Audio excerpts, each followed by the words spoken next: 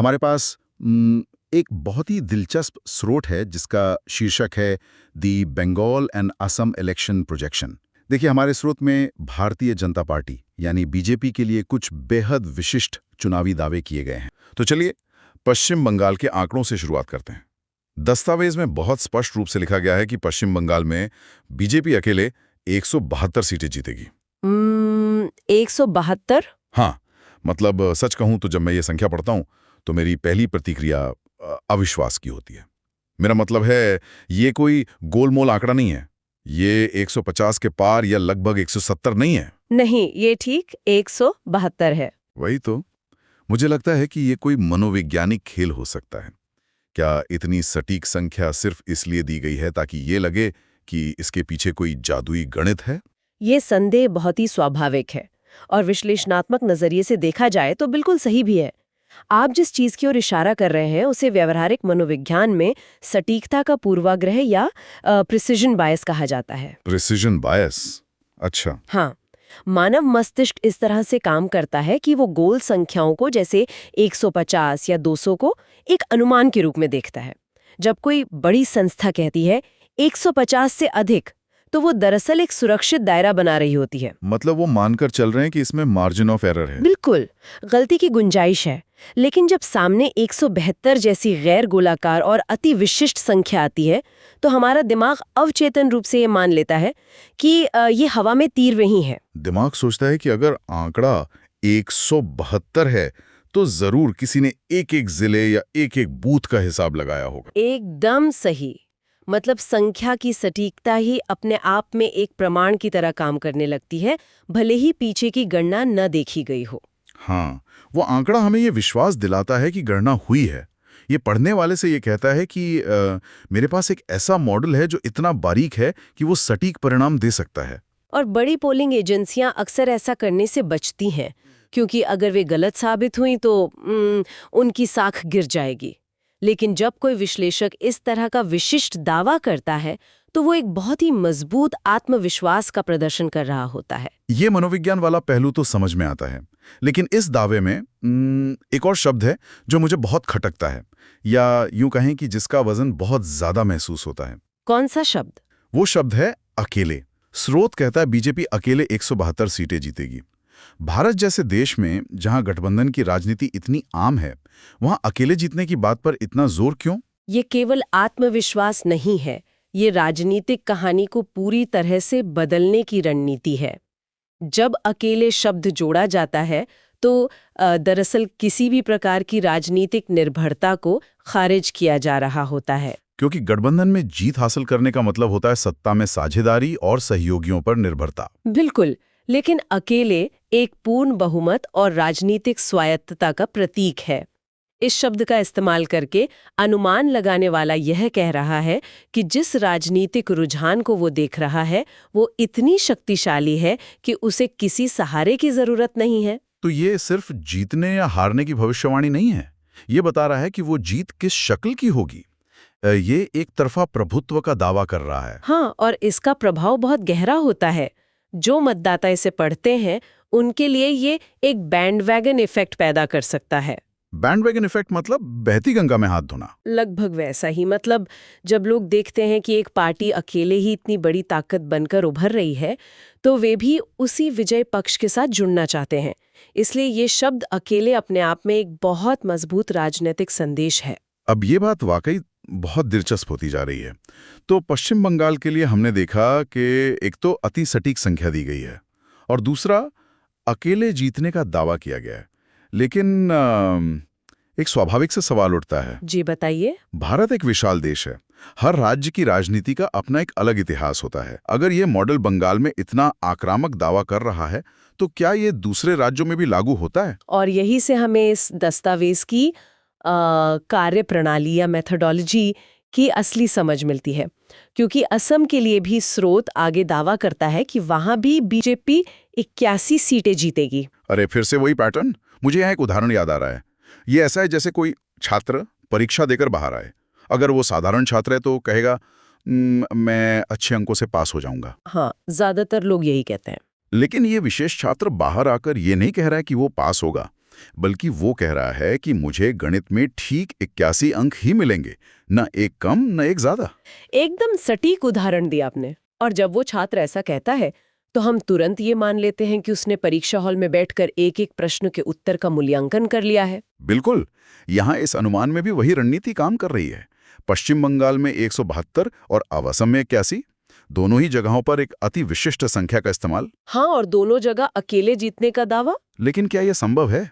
मेरा मतलब है, पश्चिम बंगाल और असम भौगोलिक रूप से भले ही करीब हों, लेकिन सांस्कृतिक और राजनीतिक रूप से उनकी परिस्थितियां बहुत अलग हैं। दोनों राज्यों के स्थानीय मुद्दे अलग हैं। सही बात है, वहाँ का मतदाता वर्ग अलग तरीके से सोचता है। फिर भी ये स्रोत दोनों राज्यों के लिए बिल्कुल एक जैसा विश्लेषणात्मक ढांचा लागू कर रहा है। क्या ये हमें ये बताता है कि ये अनुमान लगाने वाला व्यक्ति स्थानीय मुद्दों से ज्यादा किसी बड़े राष्ट्रीय रुझान पर भरोसा कर रहा है?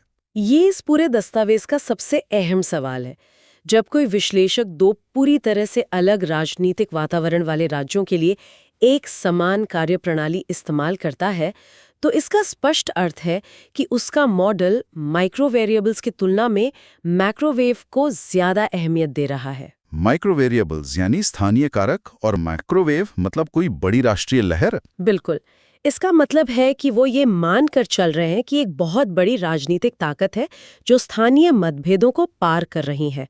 उनका विश्लेषणात्मक चश्मा ये मानता है कि जो मुख्य राजनीतिक हवा चल रही है वो बंगाल और असम दोनों को एक ही सांचे में ढाल रही है। इसीलिए उनका परिणाम बताने का तरीका दोनों राज्यों में एक जैसा है। यह दर्शाता है कि जिसने भी यह मॉडल बनाया है उसने अपनी कार्यप्रणाली में एक बहुत ही सख्त एकरूपता बनाए रखी है। जी, और यही एकरूपता उनके आत्मविश्वास को दर्शाती है। लेकिन एक सेकंड, जिसने भी ये मॉडल बनाया है, यहाँ आकर पूरी कहानी में सबसे बड़ा ट्विस्ट आता है। हाँ, ये हिस्सा वाकई हैरान करने वाला है। जब हम इतनी गहरी कार्यप्रणाली और इतने सटीक आंकड़ों की बात कर रहे हैं, तो मेरे दिमाग में स्वाभाविक रूप से किसी बहुत बड़ी कॉर्पोरेट डेटा फर्म का नाम आता है। मुझे लगता है कि ये कोई ऐसा सर्वे होगा जिसमें हजारों कर्मचारी लगे होंगे, करोड़ों का बजट होगा। बिल्कुल। लेकिन जब मैंने इस the Bengal and Assam election projection के अंत में देखा, तो वहाँ कोई कॉर्पोरेट लोगो नहीं था, वहाँ किसी संस्था का नाम नहीं था। जी, वहाँ केवल एक व्यक्ति का नाम है। हाँ, मंगेश बनीबाई काशीराम रेपाड़, बस ये एक नाम, एक अकेला इंसान। ये जानकारी मुझे बहुत चकित करती है। एक व्यक्ति बिना किसी बड़ी संस्था के बैनर के इतने सटीक और भारी भरकम दावे कैसे कर सकता है? और उससे भी बड़ी बात, हम आज उस पर चर्चा क्यों कर रहे हैं, यही बात इस पूरे दस्तावेज को आधुनिक समय का एक क्लासिक उदाहरण बनाती है। आप सूचना के लोकतंत्रीकरण की बात कर रही हैं ना? बिल्कुल। अगर हम कुछ दशक पीछे जाएं तो इस तरह के चुनावी अनुमान लगाना और पूरे राज्य का डेटा इकट्ठा करना, ये सब केवल बड़ी न्यूज़ एजेंसियों या विशाल शोध संस्थाओं के बस की बात थी। क्योंकि उनके पास पैसा और मैन पावर दोनों थे। राजनीतिक विमर्श पर उनका एकाधिकार था। सही कहा। लेकिन आज हम सूचना के युग में जी रहे हैं। आज इंटरनेट, ओपन सोर्स डेटा और उन्नत विश्लेषणात्मक उपकरण इतने सुलभ हो गए हैं कि कोई भी स्वतंत्र शोधकर्ता घर बैठे एक ऐसा चुनाव अनुमान तैयार कर सकता है। राजनीतिक विश्लेषण किसी बंद कॉर्पोरेट कमरे की जागीर नहीं रहा है। एकदम सही। एक आम नागरिक या एक व्यक्तिगत विश्लेषक सीधे तौर पर मुख्य धारा के राजनीतिक विमर्श में हस्तक्षेप कर सकता है। लेकिन इसमें एक बहुत बड़ा जोखिम भी तो है। मतलब जब एक बड़ी संस्था कोई सर्वे निकालती है और वो गलत साबित होता है, तो वे कह देते हैं कि हमारे सैंपलिंग में कुछ दिक्कत थी। या ये तो मार्जिन ऑफ एरर का हिस्सा है, संस्थाएं आसानी से बच निकलती हैं। बिल्कुल। लेकिन जब एक अकेला व्यक्ति अपना पूरा नाम लिखकर ये कहता है कि बंगाल में ठीक 172 और असम में ठीक 81 सीटें आएंगी, अगर ये गलत हुआ तो उनकी व्यक्तिगत साख तो पूरी तरह दांव पर लग जाती है। आपने बिल्कुल सही नब्ज पकड़ी है।